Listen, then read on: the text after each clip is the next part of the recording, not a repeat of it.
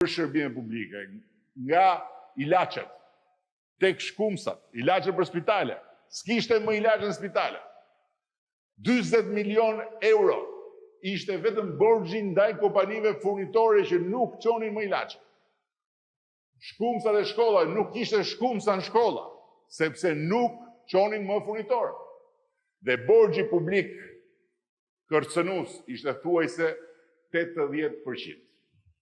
Sot borxhi publik është ulur 960 dhe është 55% sot borxhi publik. Pra, sot me një borxh 55% jemi në parametrat e një shteti normal dhe serios në administrimin e financave të veta. Dhe nuk kemi asnjë borxh të fshehur ndaj askujt. Në raportin e fundit të Bashkimit Evropian, i cili nuk bën vlerësime politike, i cili nuk bën vlerësime elektorale, i cili nuk bën vlerësime opozitare apo qeveritare, por bën vlerësime profesionale dhe objektive, Shqipëria cilësohet vendi me administrimin më të mirë të financave publike në rajon. Sot, kredite këqija i kemi ulur nga një nivel i frikshëm, 25% ishin kredit këqija nëpër banka. Një kërcënim i drejt për banka në nivelin normal, më pak se 5%. Të ardhurat për frym në 3 mandate, i kemi 3 fishuar, kur morën detyrën, të ardhurat për frym ishin 3.324 euro. Sot, të ardhurat për frym janë 10.342 euro dhe në Shqipërinë 2030 të ardhurat për frym do të 5 fishohen në raport nga Unisëm dhe do t'jenë 15.000 euro. Paga mesatare në sektorin publik ishte 372 euro. Sot, me vlerësimin e fundit të pavarur të bërë nga Instati, të konfirmuar nga organizatat financiare ndërkombëtare, paga mesatare për vitin 2024 në sektorin publik u mbyll 1.000 euro. Ndërsa në Shqipërinë 2030 do t'jetë të paktën 1.200 euro. Pagën mesatare të përgjithshme e rritëm më shumë se 2 herë e gjysmë. Dhe do të arrisim të paktën dhe 30% më shumë. Kjo ishte paga mesatare. Kjo është paga mesatare. Paga mesatare e sektorit publik dhe privat bashk. Pra paga mesatare në Republikën e Shqipërisë. Kjo do t'jetë paga mesatare. Të paktën 1.000 euro. Vazhdojmë me pagën minimale. Në vitin 2013, kur ne morëm detyrën, paga minimale ishte 157 euro. Sot, 2024, u mbyll me pagën minimale 400 euro dhe duke filluar nga janari 2026 me një vendim që do të merret pas zgjedhjeve, kur të bëhet edhe akti normativ i qershorit, paga minimale do t'jetë 500 euro.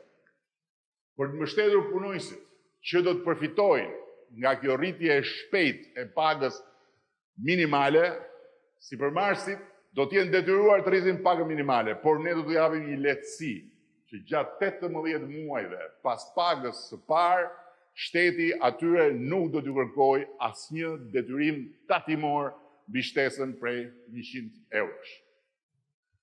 Kur morëm detyrën, prodhimi i brendshëm bruto, prodhimi i përgjithshëm kombëtar, gjithçka që prodhonte Shqipëria, ishte 9.6 miliardë euro. Sot është 25 miliardë euro. E kemi rritur prodhimin e përgjithshëm 2 herë e gjysmë. Shqipëria 2030 do të ketë një prodhim të përgjithshëm prej 35 miliardë eurosh. Punësimi dhe pensionet. Ne kemi reduktuar me 40% shkallën e papunësisë.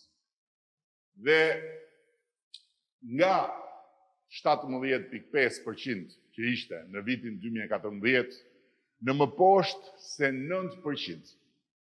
Pra kemi arritur objektimin që papunësinë ta ulim në një shifrore. Dhe sot është 8.8 për qenë sakt. Shqipëria 2030 do ta ketë në normën e Bashkimit Evropian, mesatar në Bashkimin Evropian 6%. Tani shumë kush na e përmend atë 300.000 vende pune. Përgatituni t'i jepni përgjigje me shifrat në librin e të punësuarve, në regjistrin e të punësuarve të Republikës së Shqipërisë.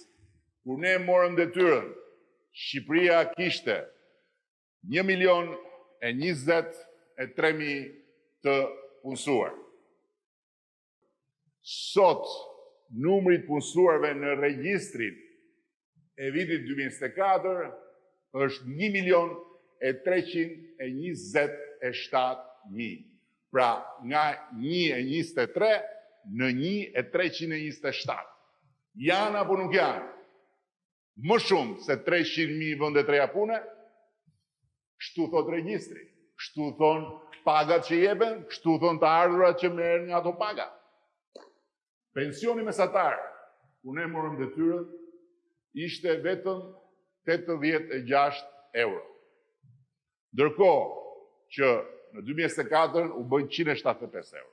Këto shifra nuk na ndihmojnë as për të thënë që ne jemi relativisht të kënaqur, siç jemi me të gjitha tjerat relativisht të kënaqur, por as për të dhënë një sens të atij që do të jetë mandati 4. Prandaj, ambicia jonë është që në Shqipëri në 2030 pensioni mesatar të jetë 400 euro për të gjithë ata që kanë paguar sigurime të plota.